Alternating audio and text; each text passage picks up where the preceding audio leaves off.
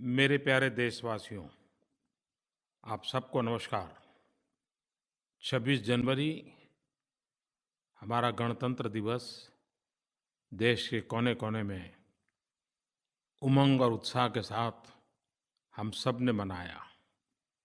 भारत का संविधान नागरिकों के कर्तव्य, नागरिकों के अधिकार, लोकतंत्र के प्रति हमारी प्रतिबद्धता, एक प्रकार से ये संस्कार उत्सव भी है, जो आने वाली पीढ़ियों को लोकतंत्र के प्रति, लोकतांत्रिक ज़िम्मेवारियों के प्रति जागरूक भी करता है, संस्कारित भी करता है। लेकिन अभी भी हमारे देश में नागरिकों के कर्तव्य और नागरिकों के अधिकार, उस पर जितनी बहस होनी चाहिए, जितनी गहराई से बहस होनी चाहिए, जितनी व्यापक रूप में चर्चा होनी चाहिए, वो अभी नहीं हो रही है। मैं आशा करता हूँ कि हर स्तर पर, हर वक्त जितना बल अधिकारों पर दिया जाता है, उतना ही बल कर्तव्यों पर भी दिया जाए। अधिकार और कर्तव्य की दो पटरी पर ही भारत के लोकतंत्र की गाड़ी तेज गति से आगे बढ़ सकती है। कल 30 जनवरी है, हमारे पूज्य बापू की पुण्यतिथि है। 30 जनवरी को हम सब सुबह 11 बजे और शहीदों के प्रति श्रद्धा भी अभिव्यक्त होती है।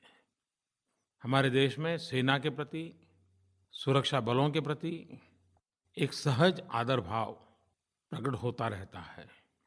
इस गणतंत्र दिवस की पूर्व संध्या पर विभिन्न वीरता पुरस्कारों से जो वीर जवान सम्मानित हुए, उनको, उनके परिवारजनों को मैं बधाई देता हूँ। इन पुरस्कारों में कीर्ति चक्र, शौर्य चक्र, परम विशिष्ट सेवा मेडल, विशिष्ट सेवा मेडल, अनेक श्रेणियां हैं। मैं खास करके नौजवानों से आग्रह करना चाहता हूँ, आप सोशल मीडिया में बहुत एक्टिव हैं। आप एक काम कर सकते हैं, इस बार जिन जिन वीरों को ये सम्मान मिला है, आप नेट पर खोजिए, उनके संबंध में 2 अच्छे शब्द लिखिए और अपने साथियों में उसको पहुंचाइए। जब उनके साहस की, वीरता की, पराक्रम की बात को गहराई से जानते हैं, तो हमें आश्चर्य भी होता है, गर्व भी होता है, प्रेरणा भी मिलती है।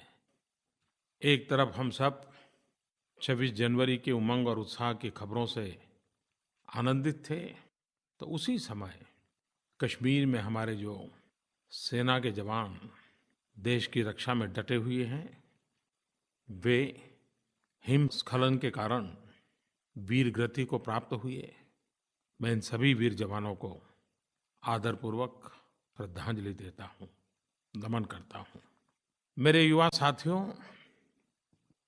आप तो भलीभांति जानते हैं कि मैं मन की बात लगातार करता रहता हूँ। जनवरी, फरवरी, मार्च, अप्रैल, ये सारे महीने हर परिवार में कसौटी के महीने होते हैं। घर में एक आध दो बच्चों की एग्ज़ाम होती हैं, लेकिन पूरा परिवार एग्ज़ाम के बोझ में दबा हुआ होता है। तो मेरा मन कर गया कि ये सही समय है कि मैं विद्यार्थी दोस्तों से बातें करूं, उनके अभिभावकों से बातें करूं, उनके शिक्षकों से बातें करूं, क्योंकि कई वर्षों से मैं जहां गया, जिसे मिला, परीक्षा एक बहुत बड़ा परेशानी का कारण नजर आया। परिवार परेशान, विद्यार्थी परेशान, शिक्षक परेशान, एक बड़ा विचित्र सा मनोवैज्ञानिक वातावरण हर घर में नजर आता है। और मुझे हमेशा ये लगा है कि इसमें से बाहर आना चाहिए, और इसलिए मैं आज युवा साथियों के साथ कुछ विस्तार से बातें करना चाहता हूँ। जब ये विषय मैंने घोषित किया तो अनेक शिक्षकों ने, अभिभावकों ने, विद्यार्थियों ने मुझे मैसेज भेजे, सवाल भेजे, सुझाव भेजे, पीड़ा भी व्यक्त की, परेशानियों का भी ज़िक्र किया और उसको देखने के बाद जो मेरे मन में विचार आए, वो मैं आज आपके साथ साझा करना चाहता हूँ। मुझे एक टेलीफ़ोन संदेश मिला सृष्टि का। आप भी सुनिए, सृष्टि क्या कह रही है। सर, मैं आपसे इतना कहना चाहती हूँ कि एग्ज़ाम्स के टाइम पे अक्सर ऐसा होता है कि हमारे घर में, आस-पड़ोस में, हमारी सोसाइटी में बहुत ही खौफ़नाक और डरावना माहौल बन जाता है। इस वज़ह से स्टूडेंट्स इंस्पिरेशन तो कम लेकिन डाउन बहुत हो जाते हैं। तो मैं आपसे इतना पूछना चाहती हूँ कि क्या ये माहौल खुशनुमा नहीं हो सकता? ख़ैर, सवाल तो सृष्टि ने पूछा है, लेकिन ये सवाल आप सबके मन में होगा। परीक्षा अपने आप में एक खुशी का अवसर होना चाहिए। साल भर मेहनत की है, अब बताने का अवसर आया है। ऐसा उमंग उत्साह का ये पर्व होना चाहिए। बहुत कम लोग हैं जिनके लिए एग्ज़ाम एक प्लेज़र होती है। ज़्यादातर लोगों के लिए एग्ज़ाम एक प्रेशर होती है। निर्णय आपको करना है कि इसे आप प्लेज़र मानेंगे कि प्रेशर मानेंगे। जो प्लेज़र मानेगा वो पाएगा, जो प्रेशर मानेगा वो पछताएगा। और इसलिए मेरा मत है कि परीक्षा एक उत्सव है। परीक्षा को ऐसे लीजिए जैसे मानो एक त्योहार है। और जब त्योहार होता है, जब उत्सव होता है, तो हमारे भीतर जो सबसे बेस्ट होता है वही बाहर निकल कर के आता है। समाज की भी ताकत की अनुभूति उत्सव के समय होती है। जो उत्तम से उत्तम है वो प्रकट होता है। सामान्य रूप से हमको लगता है कि हम लोग कितने इनडिसिप्लिन हैं, लेकिन जब 40-45 दिन चलने वाले कुंभ के मेलों की व्यवस्था देखें तो पता चलता है कि ये मेकशिफ्ट अरेंजमेंट और क्या डिसिप्लिन है लोगों में। ये उत्सव की ताकत है। एग्जाम में भी पूरे परिवार में, मित्रों के बीच, आस पड़ोस के बीच एक उत्सव का माहौल बनना चाहिए। आप देखिए, ये प्रेशर प्लेजर में कन्वर्ट हो जाएगा। उत्सवपूर्ण वातावरण बोझ मुक्त बना देगा। और मैं इसमें माता-पिता को ज़्यादा आग्रह से कहता हूँ कि आप इन 3-4 महीने एक उत्सव का वातावरण बनाइए। पूरा परिवार एक टीम के रूप में इस उत्सव को सफल करने के लिए अपनी-अपनी भूमिका उत्साह से निभाएँ। देखिए, देखते ही देखते बदलाव आ जाएगा। हकीकत तो ये है कि कन्याकुमारी से कश्मीर तक और कच्छ से लेकर के कामरूप तक, अमरेली से लेकर के अरुणाचल प्रदेश तक, ये 3-4 महीने परीक्षा ही परीक्षाएँ होती हैं। ये हम सब का दायित्व है कि हम हर वर्ष इन 3-4 महीनों को अपने-अपने तरीके से, अपनी-अपनी परंपरा को लेते हुए, अपने-अपने परिवार के वातावरण को लेते हुए उत्सव में परिवर्तित करें। और इसलिए मैं तो आपसे कहूँगा, स्माइल मोर, स्कोर मोर। जितने ज़्यादा खुशी से इस समय को बिताओगे, उतने ही ज़्यादा नंबर पाओगे। करके देखिए। और आपने देखा होगा कि जब आप खुश होते हैं, मुस्कुराते हैं, तो आप रिलैक्स अपने आप को पाते हैं। आप सहज रूप से रिलैक्स हो जाते हैं। और जब आप रिलैक्स होते हैं, तो आपकी वर्षों पुरानी बातें भी सहज रूप से आपको याद आ जाती हैं। 1 साल पहले क्लासरूम में टीचर ने क्या कहा, पूरा दृश्य याद आ जाता है। और आपको ये पता होना चाहिए, मेमोरी को रिकॉल करने का जो पावर है, वो रिलैक्सेशन में सबसे ज़्यादा होता है। अगर आप तनाव में हैं, तो सारे दरवाजे बंद हो जाते हैं। बाहर का अंदर नहीं जाता, अंदर का बाहर नहीं आता है। विचार प्रक्रिया में एक ठहराव आ जाता है, वो अपने आप में एक बोझ बन जाता है। एग्ज़ाम में भी आपने देखा होगा, आपको सब याद आता है। किताब याद आती है, चैप्टर याद आता है, पेज नंबर याद आता है, पेज में ऊपर की तरफ लिखा है कि नीचे की तरफ, वो भी याद आता है, लेकिन वो पर्टिकुलर शब्द याद नहीं आता है।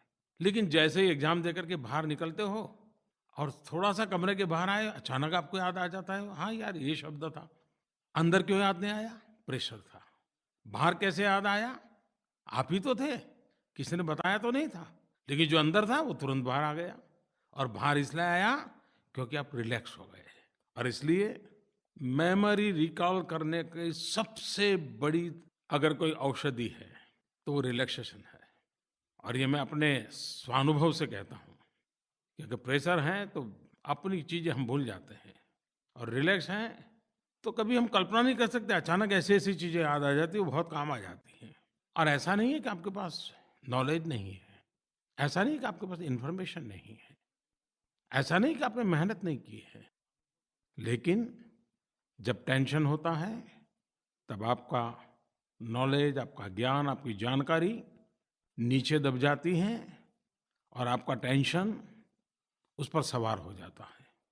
और इसलिए आवश्यक है, a happy mind is the secret for a good marksheet.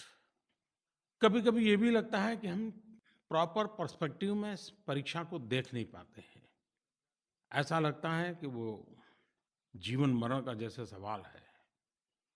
आप जो एग्ज़ाम देने जा रहे हैं, वो साल भर में आपने जो पढ़ाई की है, उसकी एग्ज़ाम है। ये आपके जीवन की कसौटी नहीं है। आपने कैसा जीवन जिया, कैसा जीवन जी रहे हो, कैसा जीवन जीना चाहते हो, उसकी ये एग्ज़ाम नहीं है। आपके जीवन में क्लासरूम में नोटबुक लेकर के दी गई परीक्षा के सिवाय भी कई कसौटियों से गुज़रने के अवसर आए होंगे, और इसलिए परीक्षा को जीवन की सफलता-विफलता से कोई लेना-देना है, ऐसे बोझ से मुक्त हो जाइए। हमारे सबके सामने हमारे पूर्व राष्ट्रपति डॉक्टर एपीजे अब्दुल कलाम जी का बड़ा प्रेरक उदाहरण है। वे वायुसेना में भर्ती होने गए, फेल हो गए। मान लीजिए उस विफलता के कारण वो अगर मायूस हो जाते, ज़िंदगी से हार जाते, तो क्या भारत को इतना बड़ा वैज्ञानिक मिलता, इतने बड़े राष्ट्रपति मिलते? नहीं मिलते। कोई ऋचा आनंद जी ने मुझे एक सवाल भेजा है। आज के इस दौर में शिक्षा के सामने जो सबसे बड़ी चुनौती देख पाती हूँ, वो यह कि शिक्षा परीक्षा केंद्रित होकर रह गई है। अंक सबसे ज़्यादा महत्वपूर्ण हो गए हैं। इसकी वजह से प्रतिस्पर्धा तो बहुत बढ़ी ही है, साथ में विद्यार्थियों में तनाव भी बहुत बढ़ गया है। तो शिक्षा की इस वर्तमान दिशा और इसके भविष्य को लेकर के आपके विचारों से अवगत होना चाहूँगी। वैसे उन्होंने खुद ने ही जवाब दे ही दिया है, लेकिन ऋचा जी चाहती हैं कि मैं भी इसमें कुछ अपनी बात रखूं। मार्क्स और मार्कशीट, इसका एक सीमित उपयोग है। जिंदगी में वही सब कुछ नहीं होता है। जिंदगी तो चलती है कि आपने कितना ज्ञान अर्जित किए हैं। जिंदगी की तो चलती है कि आपने जो जाना है उसको जीने का प्रयास किया है क्या। जिंदगी तो चलती है कि आपको जो एक सेंस ऑफ मिशन मिला है, और जो आपका सेंस ऑफ एम्बिशन है, ये आपके मिशन और एम्बिशन के बीच में कुछ तालमेल हो रहा है क्या। अगर आप इन चीज़ों में भरोसा करोगे तो मार्क्स पूंछ दबाते हुए आपके पीछे आ जाएंगे। आपको मार्क्स के पीछे भागने की कभी ज़रूरत नहीं पड़ेगी। जीवन में आपको नॉलेज काम आने वाला है, स्किल काम आने वाली है, आत्मविश्वास काम आने वाला है, संकल्प शक्ति काम आने वाली है। आप ही मुझे बताइए, आपके परिवार के कोई डॉक्टर होंगे और परिवार के सब लोग उन्हीं के पास जाते होंगे, फैमिली डॉक्टर होते हैं। आप में से कोई ऐसा नहीं होगा जिसने अपने फैमिली डॉक्टर को कभी वो कितने नंबर से पास हुआ था पूछा होगा। किसी ने नहीं पूछा होगा। बस आपको लगा कि भाई डॉक्टर के नाते अच्छे हैं, आप लोगों को लाभ हो रहा है, आप उसकी सेवाएं लेना शुरू किए। आप कोई बड़ा सा बड़ा केस लड़ने के लिए किसी वकील के पास जाते हैं, तो क्या उस वकील की मार्कशीट देखते हैं क्या? आप उसके अनुभव को, उसके ज्ञान को, उसकी सफलता की यात्रा को देखते हैं। और इसलिए ये जो अंक का बोझ है, वो भी कभी-कभी हमें सही दिशा में जाने से रोक देता है। लेकिन इसका मतलब ये नहीं कि मैं ये कहूँ कि बस पढ़ना ही नहीं है। अपनी कसौटी के लिए उसका उपयोग ज़रूर है। मैं कल था, आज कहाँ हूँ, वो जानने के लिए ज़रूरी है।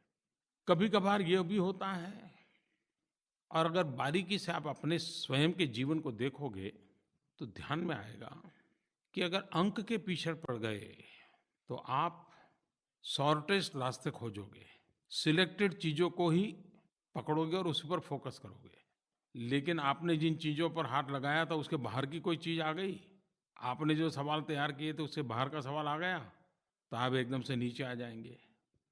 अगर आप ज्ञान को केंद्र में रखते हैं, तो बहुत चीज़ों को अपने में समेटने का प्रयास करते हो। लेकिन अंक पर फ़ोकस करते हो, मार्क्स पर फ़ोकस करते हो, तो आप धीरे-धीरे अपने आप को सिकुड़ते जाते हो और एक निश्चित एरिया तक अपने आप को सीमित करके सिर्फ़ मार्क्स पाने के लिए। तो हो सकता है कि एग्ज़ाम में होनहार बनने के बावजूद भी जीवन में कभी-कभी विफल हो जाते हैं। ऋचा जी ने एक बात ये भी कही है, प्रतिस्पर्धा। ये एक बहुत बड़ा मनोवैज्ञानिक लड़ाई है। सचमुच में जीवन को आगे बढ़ाने के लिए प्रतिस्पर्धा काम नहीं आती है। जीवन को आगे बढ़ाने के लिए अनुस्पर्धा काम आती है। और जब हम अनुस्पर्धा मैं कहता हूं कि उसका मतलब है स्वयं से स्पर्धा करना। बीते हुए कल से आने वाली कल बेहतर कैसे हो, बीते हुए परिणाम से आने वाला अवसर अधिक बेहतर कैसे हो। अक्सर आपने खेल जगत में देखा होगा, क्योंकि उसमें तुरंत समझ आता है, इसलिए मैं खेल जगत का उदाहरण देता हूं। ज्यादातर सफल खिलाड़ियों के जीवन की एक विशेषता है कि वो अनुस्पर्धा करते हैं। अगर हम श्रीमान सचिन तेंदुलकर जी का ही उदाहरण ले लें, 20 साल लगातार अपने ही रिकॉर्ड तोड़ते जाना, खुद को ही हर बार पराजित करना और आगे बढ़ना, बड़ी अद्भुत जीवन यात्रा है उनकी। क्योंकि उन्होंने प्रतिस्पर्धा से ज्यादा अनुस्पर्धा का रास्ता अपनाया जीवन के हर क्षेत्र में दोस्तों। और जब आप एग्जाम देने जा रहे हैं, तब पहले अगर 2 घंटे पढ़ पाते थे शांति से, वो 3 घंटे कर पाते हो क्या? पहले जितने बजे सुबह उठना तय करते थे, देर हो जाती थी, कि आप समय पर उठ पाते हो क्या? पहले परीक्षा के टेंशन में नींद नहीं आती थी, अब नींद आती है क्या? खुद को ही आप कसौटी पर कस लीजिए और आपको ध्यान में आएगा, प्रतिस्पर्धा में पराजय हताशा, निराशा और ईर्ष्या को जन्म देता है। लेकिन अनुस्पर्धा आत्ममंथन, आत्मचिंतन का कारण बनती है, संकल्प शक्ति को दृढ़ बनाती है। और जब खुद को पराजित करते हैं, तो और अधिक आगे बढ़ने का उत्साह अपने आप पैदा होता है। बाहर से कोई एक्स्ट्रा एनर्जी की जरूरत नहीं पड़ती है, भीतर से ही वो ऊर्जा अपने आप पैदा होती है। अगर सरल भाषा में मुझे कहना है, तो मैं कहूँगा, जब आप किसी से प्रतिस्पर्धा करते हैं, तो 3 संभावनाएं मोटी-मोटी नजर आती हैं। एक, आप उससे बहुत बेहतर हैं। दूसरा, आप उससे बहुत खराब हैं, या आप उसके बराबर के हैं। अगर आप बेहतर हैं, तो बेपरवाह हो जाएंगे, अति विश्वास से भर जाएंगे। अगर आप उसके मुकाबले खराब करते हैं, तो आप दुखी और निराश हो जाएंगे, ईर्ष्या से भर जाएंगे, जो ईर्ष्या आपको अपने आप को खाती जाएगी। और अगर बराबरी के हैं, तो सुधार की आवश्यकता आप कभी महसूस ही नहीं करोगे। जैसी गाड़ी चलती है, चलते रहोगे। तो मेरा आपसे आग्रह है अनुस्पर्धा का, खुद से स्पर्धा करने का। पहले क्या किया था, उससे आगे कैसे करूँगा, अच्छा कैसे करूँगा, बस इसी पर ध्यान केंद्रित कीजिए। आप देखिए, आपको बहुत परिवर्तन महसूस होगा। श्रीमान एस सुंदर जी ने अभिभावकों की भूमिका के संबंध में अपनी भावना व्यक्त की है। उनका कहना है कि परीक्षा में अभिभावकों की भूमिका बहुत ही महत्वपूर्ण होती है। और उन्होंने आगे लिखा है, मेरी माँ पढ़ी लिखी नहीं थी, फिर भी वह मेरे पास बैठा करती थी और मुझसे गणित के सवाल हल करने के लिए कहती थी। वह उत्तर मिलाती और इस तरह से वो मेरी मदद करती थी, गलतियां ठीक करती थी। मेरी माँ ने 10वीं की परीक्षा पास नहीं की, लेकिन बिना उनके सहयोग के मेरे लिए सीबीएसई की एग्जाम पास करना नामुमकिन था। सुंदर जी, आपकी बात सही है। और आज भी देखा होगा आपने, मुझे सवाल पूछने वाले, सुझाव देने वालों में महिलाओं की संख्या ज़्यादा है। क्योंकि घर में बालकों के भविष्य के संबंध में माताएं जो सजग होती हैं, सक्रिय होती हैं, वे बहुत चीज़ें सरल कर देती हैं। मैं अभिभावकों से इतना ही कहना चाहूँगा, 3 बातों पर हम बल दें: स्वीकारना, सिखाना, समय देना। जो है उसे एक्सेप्ट कीजिए, आपके पास जितनी क्षमता है आप मेंटर कीजिए।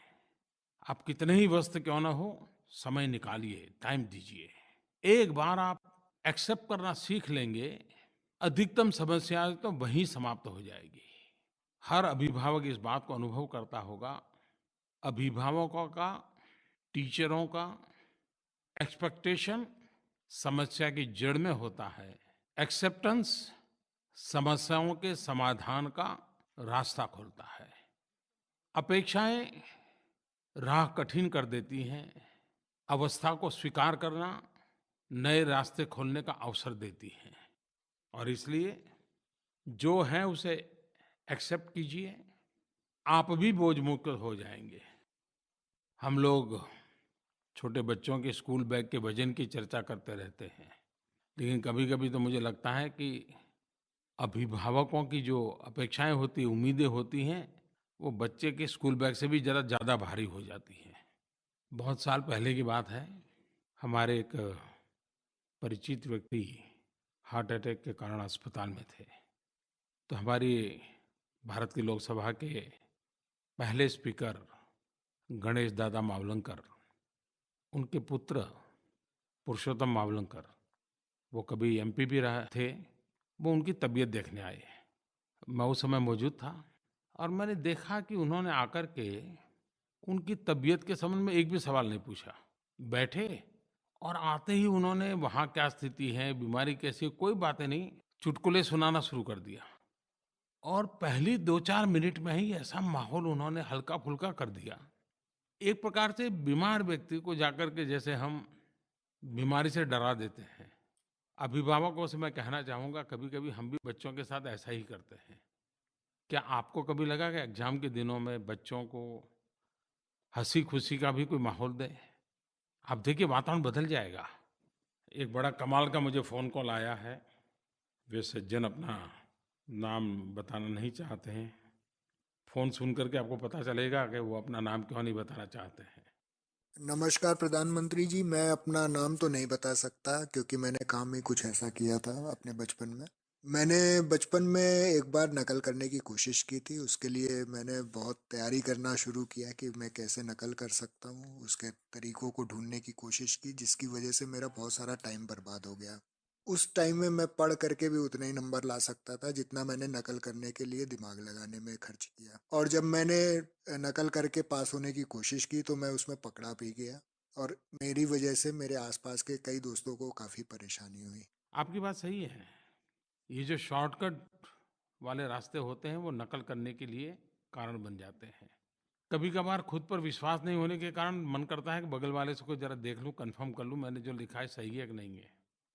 और कभी-कभी तो हमने सही लिखा होता है, लेकिन बगल वाले ने झूठा लिखा होता है, तो उसी झूठ को हम कभी स्वीकार कर लेते हैं और हम भी मर जाते हैं। तो नकल कभी फ़ायदा नहीं करती है। To cheat is to be cheap. So please do not cheat. नकल आपको बुरा बनाती है, इसलिए नकल ना करें। आपने कई बार और बार-बार ये सुना होगा कि नकल मत करना, नकल मत करना। मैं भी आपको वही बार दोबारा कह रहा हूँ।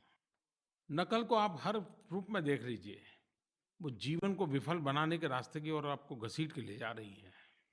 और एग्ज़ाम में ही अगर निरीक्षक ने पकड़ लिया, तो आपका तो सब कुछ बर्बाद हो जाएगा। और मान लीजिए किसी ने नहीं पकड़ा, तो जीवन भर आपके मन पर एक बोझ तो रहेगा कि आपने ऐसा किया था। और जब कभी आपको अपने बच्चों को समझाना होगा, तो आप आँख में आँख मिला कर के नहीं समझा पाओगे। और एक बार नकल की आदत लग गई, तो जीवन में कभी कुछ सीखने की इच्छा ही नहीं रहेगी। फिर तो आप कहाँ पहुँच पाओगे?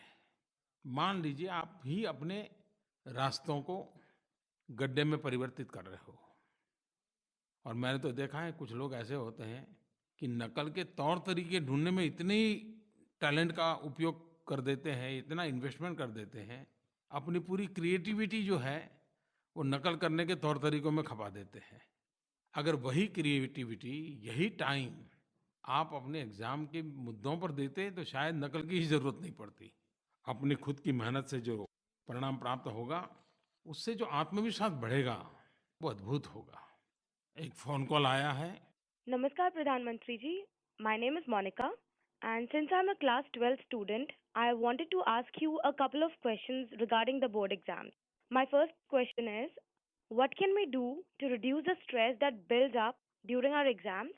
And my second question is, why are exams all about work and no play? Thank you.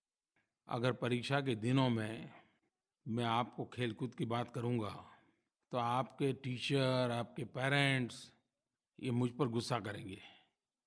वो नाराज़ हो जाएँगे कि ये कैसा प्रधानमंत्री है, बच्चों को एग्ज़ाम के समय में कह रहा है खेलो। क्योंकि आमतौर पर धारणा ऐसी है कि अगर विद्यार्थी खेल-कूद में ध्यान देते हैं, तो शिक्षा से बेध्यान हो जाते हैं। ये मूलभूत धारणा ही गलत है, समस्या की जड़ वही है। सर्वांगीण विकास करना है, तो किताबों के बाहर भी एक ज़िंदगी होती है और वो बहुत बड़ी विशाल होती है। उसको भी जीने का, सीखने का यही समय होता है। कोई ये कहे कि मैं पहले सारी परीक्षाएँ पूर्ण कर लूँ, बाद में खेलूँगा, बाद में ये करूँगा, तो असंभव है। जीवन का यही तो मोल्डिंग का टाइम होता है। इसी को तो परवरिश कहते हैं। दरअसल परीक्षा में मेरी दृष्टि से 3 बातें बहुत ज़रूरी हैं। प्रॉपर रेस्ट, आराम। दूसरा, जितनी आवश्यक है शरीर के लिए उतनी नींद। और तीसरा, दिमागी एक्टिविटी के सिवाय भी शरीर एक बहुत बड़ा हिस्सा है। तो शरीर के बाकी हिस्सों को भी फिजिकल एक्टिविटी मिलनी चाहिए। क्या कभी सोचा है कि जब इतना सारा सामने हो, तो 2 पल बाहर निकल के ज़रा आसमान में देखें, ज़रा पेड़-पौधों की तरफ देखें, थोड़ा-सा मन को हल्का करें। आप देख लिए, एक ताज़गी के साथ फिर से आप अपने कमरे में अपनी किताबों के बीच आएँगे। आप जो भी कच रहे हो, थोड़ा ब्रेक लीजिए, उठ कर के बाहर जाइए, किचन में जाइए, अपनी पसंद की कोई चीज़ है ज़रा खोजिए, अपनी पसंद का बिस्किट मिल जाए तो खाइए, थोड़ी हँसी-मज़ाक कर लीजिए। भले 5 मिनट क्यों ना हो, लेकिन आप ब्रेक दीजिए। आपको महसूस होगा कि आपका काम सरल होता जा रहा है। सबको ये पसंद है कि नहीं मुझे मालूम नहीं, लेकिन मेरा तो अनुभव है। ऐसे समय डीप ब्रीथिंग करते हैं तो बहुत फ़ायदा होता है। गहरी साँस, आप देखिए बहुत रिलैक्स हो जाते हो। गहरी साँस भी लेने के लिए कोई कमरे में फिट रहने की ज़रूरत नहीं है। ज़रा खुले आसमान के नीचे आएँ, छत पे चले जाएँ, 5 मिनट गहरी साँस लेकर के फिर अपना पढ़ने के लिए बैठ जाएँ। आप देखिए शरीर एकदम से रिलैक्स हो जाएगा।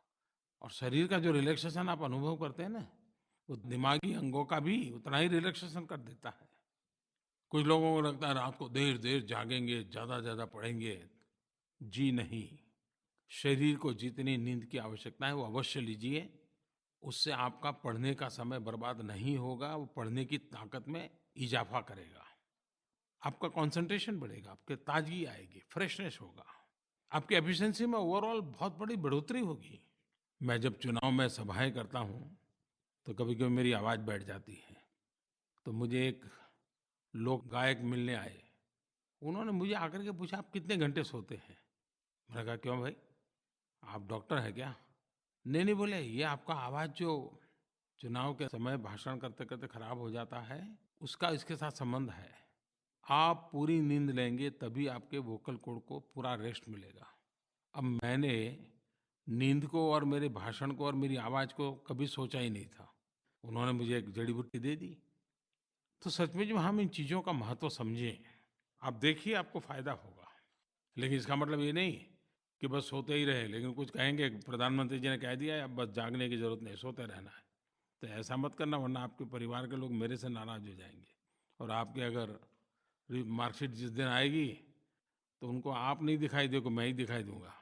तो ऐसा मत करना। और इसलिए मैं तो कहूँगा, P for prepared and P for play. जो खेले वो खिले। The person who plays shines. मन, बुद्धि, शरीर, उसको सचेत रखने के लिए ये एक बहुत बड़ी औषध है। खैर युवा दोस्तों, आप परीक्षा की तैयारी में हैं और मैं आपको मन की बातों में जकड़ के बैठा हूँ। हो सकता है ये आज की मेरी बातें भी तो आपके लिए रिलैक्सेशन का तो काम करेगी ही करेगी। लेकिन मैं साथ-साथ ये भी कहूँगा, मैंने जो बातें बताई है उसको भी बोझ मत बनने दीजिए। हो सकता है तो करिए, नहीं हो सकता तो मत कीजिए, वरना ये भी एक बोझ बन जाएगा। तो जैसे मैं आपके परिवार के माता-पिता को बोझ न बनने देने की सलाह देता हूँ, वो मुझ पर भी लागू होती है। अपने संकल्प को याद करते हुए, अपने पर विश्वास रखते हुए परीक्षा के लिए जाइए। मेरी बहुत शुभकामनाएँ हैं। हर कसौटी से पार उतरने के लिए कसौटी को उत्सव बना दीजिए। फिर कभी कसौटी कसौटी ही नहीं रहेगी। इस मंत्र को लेकर के आगे बढ़ें। प्यारे देशवासियों, 1 फरवरी 2017 इंडियन कोस्ट गार्ड के 40 वर्ष पूरे हो रहे हैं। इस अवसर पर मैं कोस्ट गार्ड के सभी अधिकारियों एवं जवानों को राष्ट्र के प्रति उनकी सेवा के लिए धन्यवाद देता हूँ। यह गर्व की बात है कि कोस्ट गार्ड देश में निर्मित अपने सभी 126 शिप्स और 62 एयरक्राफ्ट्स के साथ विश्व के 4 सबसे बड़े कोस्ट गार्ड के बीच अपना स्थान बनाए हुए है। कोस्ट गार्ड का मंत्र है वयम रक्षाम। अपने इस आदर्श वाक्य को चरितार्थ करते हुए देश की समुद्री सीमाओं और समुद्री परिवेश को सुरक्षित करने के लिए कोस्ट गार्ड के जवान प्रतिकूल परिस्थितियों में भी दिन रात तत्पर रहते हैं। पिछले वर्ष कोस्ट गार्ड के लोगों ने अपनी जिम्मेवारियों के साथ-साथ हमारे देश के समुद्री तट को स्वच्छ बनाने का बड़ा अभियान उठाया था और हजारों लोग इसमें शरीक हुए थे। कोस्टल सिक्योरिटी के साथ-साथ कोस्टल क्लीननेस, इसकी भी चिंता की उन्होंने। वे सचमुच में बधाई के पात्र हैं। और बहुत कम लोगों को मालूम होगा कि हमारे देश में कोस्ट गार्ड में सिर्फ पुरुष नहीं हैं, महिलाएं भी कंधे से कंधा मिलाकर समान रूप से अपनी जिम्मेवारियां निभा रही हैं और सफलतापूर्वक निभा रही हैं। कोस्ट गार्ड की हमारी महिला अफसर पायलट हो, ऑब्जर्वर्स के रूप में काम हो, इतना ही नहीं, होवरक्राफ्ट की कमान भी संभालती हैं। भारत की तटीय सुरक्षा में लगे हुए और सामुद्रिक सुरक्षा एक महत्वपूर्ण विषय आज विश्व का बना हुआ है। तब मैं इंडियन कोस्ट गार्ड के 40वीं वर्षगांठ पर उनको बहुत बहुत बधाई देता हूँ। 1 फरवरी को बसंत पंचमी का त्यौहार है। बसंत ये सर्वश्रेष्ठ ऋतु के रूप में उसको स्वीकृति मिली हुई है। बसंत ये ऋतुओं का राजा है। हमारे देश में बसंत पंचमी सरस्वती पूजा का एक बहुत बड़ा त्योहार होता है। विद्या की आराधना का अवसर माना जाता है। इतना ही नहीं, वीरों के लिए प्रेरणा का भी पर्व होता है। मेरा रंग दे बसंती चोला, ये वही तो प्रेरणा है। इस बसंत पंचमी के पावन त्योहार पर मेरी देशवासियों को बहुत बहुत शुभकामनाएं हैं। मेरे प्यारे देशवासियों, मन की बात में आकाशवाणी भी अपनी कल्पकता के साथ हमेशा नए रंग रूप भरता रहता है। पिछले महीने से उन्होंने मेरी मन की बात पूर्ण होने के तुरंत बाद प्रादेशिक भाषाओं में मन की बात सुनाना शुरू किया है। इसको व्यापक स्वीकृति मिली है। दूर दूर से लोग चिट्ठियां लिख रहे हैं। मैं आकाशवाणी को उनकी इस स्वयं प्रेरणा से किए गए काम के लिए बहुत बहुत अभिनंदन करता हूँ। देशवासियों, मैं आपका भी बहुत अभिनंदन करता हूँ। मन की बात मुझे आपसे जोड़ने का एक बहुत बड़ा अवसर देती है। बहुत बहुत शुभकामनाएं। धन्यवाद।